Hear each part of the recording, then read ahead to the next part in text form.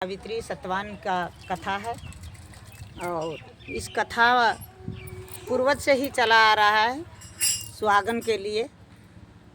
एक बार सत्यवान जो थे वह जंगल में लकड़ी काटने के लिए जंगल गए थे। दोनों पति पत्नी साथ में जंगल गए थे और गरीबी के कारण लकड़ी काट काट कर बेचना, घर में जलाना यही करते थे।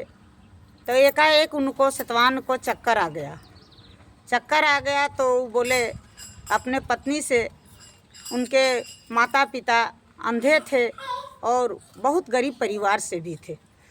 तो चक्कर आने के बाद बोले अपनी पत्नी से कि प्रिय देखो हमको बहुत जोर चक्कर आ रहा है। तो सावित्री घबरा गई और घबराने के बाद बोली कि ठीक है। एक बर का पेड़ था, वहाँ जा कर के बैठी दोनों पति पत्नी और अपने पति को अपने जांग पर बैठा करके माथा रख करके और सेवा करने लगी। चक्कर उनको आया। चक्कर आने के बाद वो बेहोश हो गए। बेहोश हो गए तो होश भी नहीं आया उनको। तो उसी समय भगवान, उनका मतलब अंतिम समय हो गया था, उसी समय यमराज आते हैं उनके प्राण हरने के लिए। तो प्राण हरने के लिए आते हैं जब, तो सावित्री इतना पतिव्रता नारी थी, इतना पतिव्रता और सत्य में चलती थी, जो उनको विश्वास आ गया था कि अपने पति का प्राण हम कभी जाने नहीं देंगे। तो यमराज बार बार बोले कि हम आपका पति का प्राण लेने के लिए ही आए हैं, हम आपका पति का प्राण लेकर ही जाएंगे। तो सावित्री बोली कि ठीक है। इतना हठी हो गई, इतना जिद्दी करने लगी जो यमराज थक गए। तो भगवान बोले उनको कि जाओ एक वरदान दे देना, कुछ वो मांग रही है तो कुछ दे देना और दे करके चल आना। तो हठी के कारण यमराज बोले कि ठीक है। उनके अंदर, यमराज के अंदर भगवान का भी कुछ रहता है। जैसे राक्षस परिवार और राम परिवार दोनों रहते हैं, लेकिन आत्मा तो वही है जिसके अंदर भगवान का भी वास होता है। तब बोले कि चलो इतना हट्टी मत करो, तुम कुछ वरदान मांग लो। तो वरदान मांगी। बोली ठीक है, हम वरदान मांगते हैं आपको, तो दीजिए, वचन दीजिए कि हम 3 वरदान देंगे। तो बोले यमराज कि ठीक है, वरदान मांग लो और हमको तुम छोड़ दो, पति का प्राण छोड़ दो।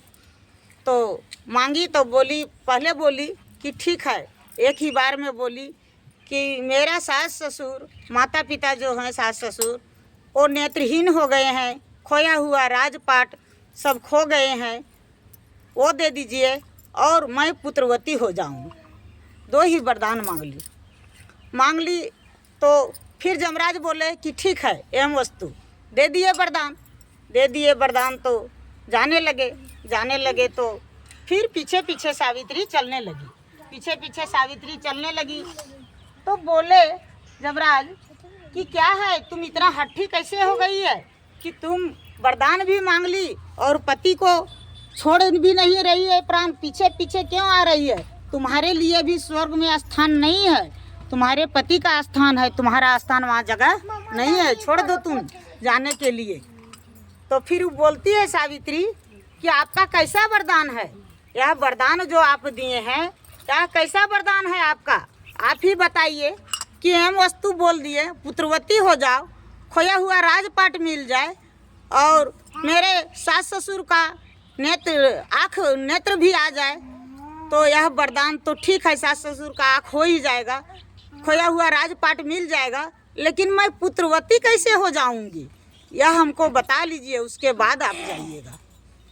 तो यमराज को भी समझ में नहीं आया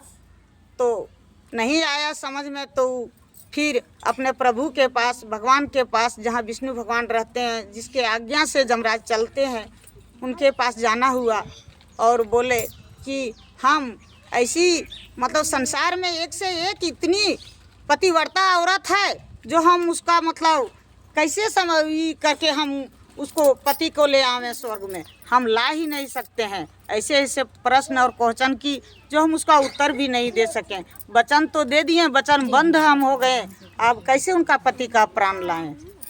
तो भगवान बोले कि ठीक है, ऐसी बात है तो तुम जाओ और फिर से बोलो कि जा कर के भगवान भी अंतर्ध्यान होके साथ में गए और जमराज भी गए और बोले, भगवान बोले कि तुम कौन हो, तुम अपना परिचय दो कि इतना हट्ठी हो, इतना जिद्दी हो और इतना पतिव्रता हो जो दुनिया में तुम अब दिखा देगी कि प्राण मरने के बाद भी प्राण वापस आ जाता है, तो दुनिया को लोग कैसे कहेंगे, कैसे विचार करेंगे, कैसे मरा हुआ को हम ले जाएंगे। हम लोग का यह काम है स्वर्ग ले जाने के लिए। तो बोली, प्रभु आप ही बता दीजिए, जमराज आप ही बता दीजिए कि मैं पुत्रवती कैसे हो जाऊं। आप तो वचन दे दिए हमको पुत्रवती को, और मेरे पति को आप साथ में ले जा रहे हैं, तो हम कैसे पुत्रवती हो जाऊं, आप ही बता दीजिए।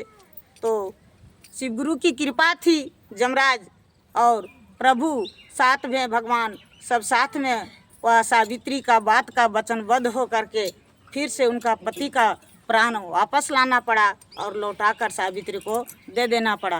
कहने का मतलब यह है कि अभी की नारी, लड़की, लड़का, बहू, बेटी जो भी है, वो पहले अपना सुख ही हम लोग देखते हैं, हमको केवल सुख मिले, हम शांति रहे, हम सुख मिले।